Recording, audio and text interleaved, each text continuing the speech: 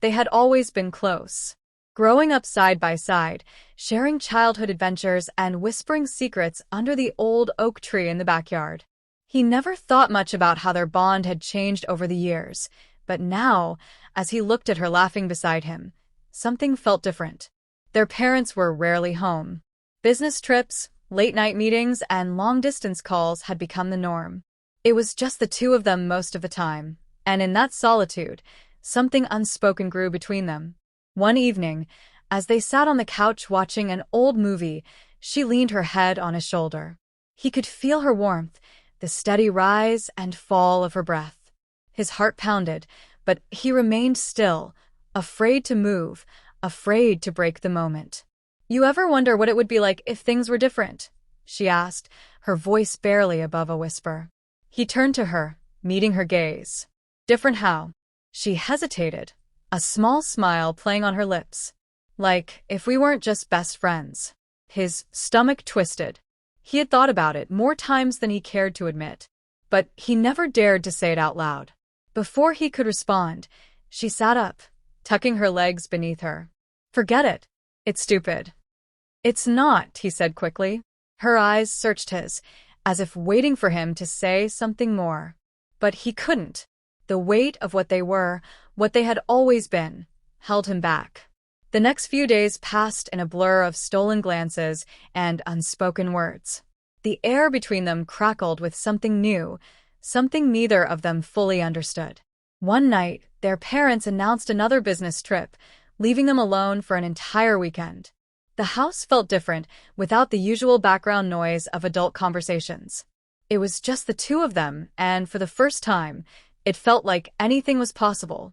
That evening, she made dinner, insisting he sit back while she cooked. He watched her move around the kitchen effortlessly, humming to herself. When she finally set the plates down, she grinned. "You should feel honored. I don't cook for just anyone." He chuckled, taking a bite. "I'll consider myself lucky then." After dinner, they found themselves outside on the porch, the cool night air wrapping around them. She shivered, and without thinking, he shrugged off his jacket and draped it over her shoulders. She looked up at him, her expression unreadable. "You're different when we're alone." "Different how?" She hesitated, then, as if deciding something, she reached out and took his hand. "Just different." His breath caught. For the first time, it felt like they were teetering on the edge of something new. Something neither of them could take back. The next morning felt different. The silence between them wasn't uncomfortable, but it was charged with something neither of them could ignore. He caught her looking at him more than once, and each time, she quickly looked away. They spent the day as they always did, watching movies, teasing each other, and pretending that nothing had changed. But it had. He could feel it in the way her hand lingered in his when she passed him something, in the way her laughter seemed softer, more intimate. That night, as they sat on the rooftop, looking at the stars, she turned to him suddenly. "Do you ever think about us? I mean, really think about us?" His pulse quickened. He had spent countless nights thinking about her, about what it would be like to hold her, to know for sure if she felt the same. But he never expected her to bring it up. All the time, he admitted. She smiled, but there was a nervousness behind it. And he swallowed hard. "And I don't know if we should cross that line." "Why not?" she whispered. Before he could answer, she closed the distance between them. Her lips met his, hesitant at first, then more certain. The world around them disappeared. In that moment, nothing else mattered. When they finally pulled apart, she searched his face, as if waiting for regret to set in. But all he felt was relief. "I don't want to lose you," he said. "You won't," she promised. The days that followed were a blur of stolen moments. They found excuses to be close, to touch, to be something more than they had ever allowed themselves to be. They were still them, but now there was an unspoken understanding between them. One evening, she took his hand and led him to her room. "Stay with me," she whispered. His heart pounded. He knew what she was asking, what it meant. But before he could say anything, she placed a finger on his lips. "Just for tonight. No expectations, no pressure. Just us." He nodded, and as they lay side by side, He realized how deeply he had fallen. He wanted this. He wanted her. But there was something in her eyes, a flicker of hesitation, of doubt. He pushed it aside, convincing himself that she felt the same way he did. "I love you," he murmured. She smiled but didn't say it back. Instead, she nestled closer, closing her eyes. He told himself it didn't matter. Not yet. But deep down, a quiet fear began to take root. The shift was subtle at first. Missed calls, late replies, excuses that didn't quite add up. He tried not to think too much of it, convincing himself that she was just busy. But something was different. He felt it in the way she held back, in the way her laughter didn't reach her eyes anymore. One evening, he knocked on her door, expecting their usual routine. But she barely looked at him when she answered. "Hey, I'm kinda busy. Can we talk later?" His stomach twisted. Busy with what? She hesitated. "Just stuff. I'll call you." But she didn't. Hours passed, then days. He saw her around, but she was always distracted, always in a rush. When he finally confronted her, she sighed. "You're overthinking. Nothing's wrong." But he knew better. Then one night, everything became clear. He saw her slipping out of her house, dressed up, her phone clutched tightly in her hand. A sinking feeling settled in his chest. Without thinking, he followed her. She met someone, a guy he had never seen before. Tall, confident, effortlessly charming. She smiled at him, the way she used to smile at him. Then, right in front of him, she reached for the guy's hand. His breath caught.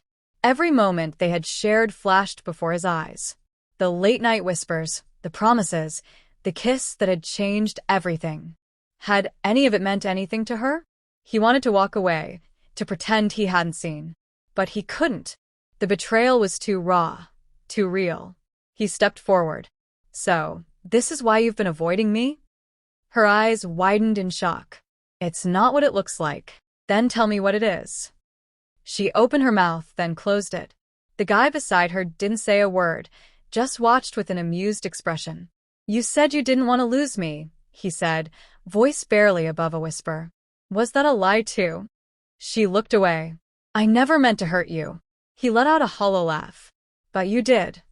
She reached for his hand, but he pulled away. The warmth that had once felt like home now burned. "I should have known," he murmured, more to himself than to her. "I was just convenient, wasn't I?" She didn't answer. And in that silence, he had his answer. Without another word, he turned and walked away, his heart breaking with every step. Everything felt empty. The places they used to go, the jokes they used to share, none of it meant anything anymore. He replayed their conversations in his head, searching for the moment it all changed, the moment she decided he wasn't enough. For days, he avoided her. He ignored her texts, her calls, the half-hearted attempts she made to explain. What was there to explain? She had made her choice. But the pain didn't just disappear. It sat heavy in his chest, a constant reminder of how easily she had let him go. He wanted to be angry, to hate her, but all he felt was exhaustion. One night, she showed up at his door. He almost didn't answer, but curiosity got the better of him. "I'm sorry," she said, her voice small. "I didn't mean for it to happen this way." He studied her, trying to find the girl he had once trusted with everything. But all he saw was someone he didn't recognize anymore. "I just got caught up," she continued. "I didn't think." "That's the problem," he interrupted. "You didn't think. You didn't care." She flinched but didn't argue. For the first time, she had nothing to say.